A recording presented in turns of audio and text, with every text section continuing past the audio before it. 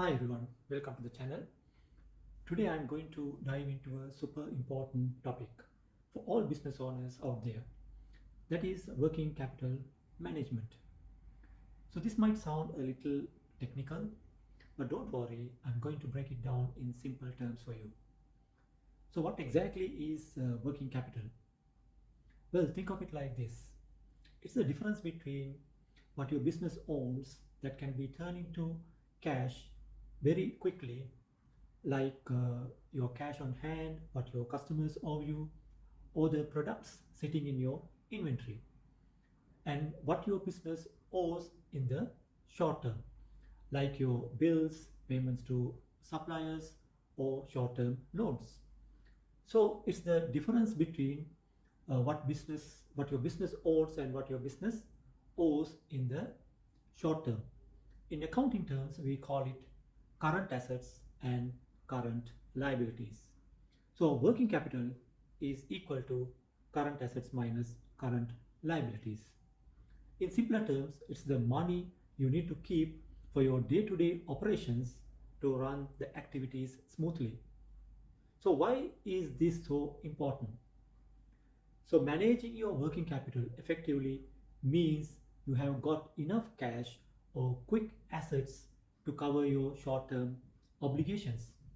So your business can keep moving forward without worrying about not being able to pay its bills or staff. Now let's take a quick example. Imagine you own a small coffee shop. To keep your coffee shop running smoothly, you need money to buy coffee beans, pay your baristas, and to cover your rent. If you don't manage your working capital properly, say you overspend on stock, or you don't collect payments from customers on time, you could find yourself short on cash. And when that happens, paying your rent or even buying beans might become a problem. So, not exactly a great position to be in, right? Here's the thing, small businesses don't always have the luxury of quick access to credit or large cash reserves like the bigger companies do.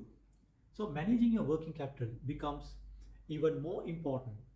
A liquidity crisis, which is when you run out of cash, can be fatal for smaller businesses.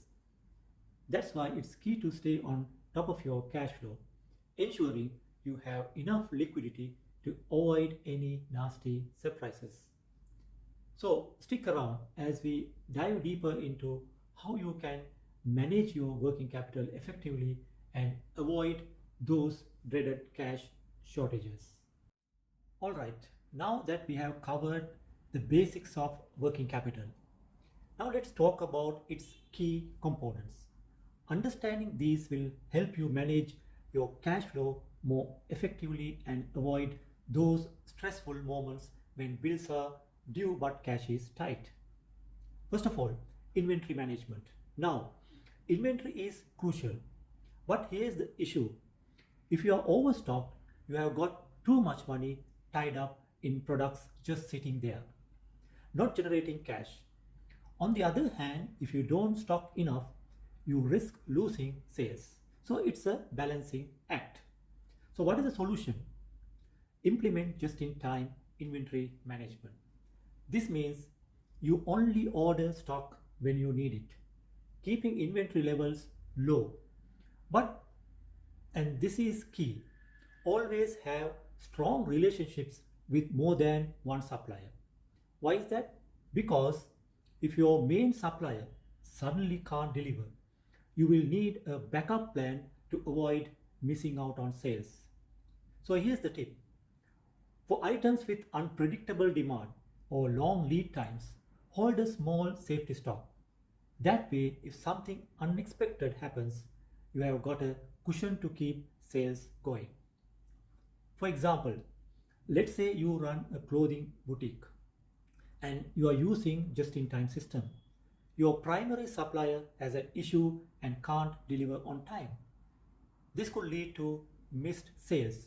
But if you keep a small stock of your best selling items and have a couple of backup suppliers, you minimize the risk of disruption. Problem solved. Next, let's talk about accounts receivable. This one is all about managing the money that is due from your customers. A big issue here is late payments. If your customers aren't paying on time, so that cash you are missing, so which can lead to shortages when it comes to paying your own bills. The solution, what is the solution? Always assess your customers' credit worthiness before you extend any credits. You can check their credit reports or ask for upfront payments from new or higher risk customers. This way, you protect your cash flow. Here is a tip: set clear payment terms like net 30, which means payment is due in 30 days, and offer early payment discount. For example, you can offer 2% discount when they pay within 10 days. It's a nice little incentive to get paid faster. For example, imagine you run a furniture business. Before offering credit to new clients, you check their credit history. For customers with higher risk, you ask for a partial upfront payment. This way, you reduce the chances of them delaying payment and protect your cash flow. Finally, let's touch on accounts payable. This is all about paying your suppliers. The issue here is that if you pay too quickly, you might drain your cash reserves. But if you delay too long, it could damage your relationships or lead to penalties. So, what is the solution? Negotiate longer payment terms with your suppliers so that your cash inflows, the money coming in from customers, are aligned with your cash outflows. And here is the thing: don't pay early unless there's a discount involved. Here's a tip: make sure you prioritize your critical suppliers, pay them on time to maintain good relationships.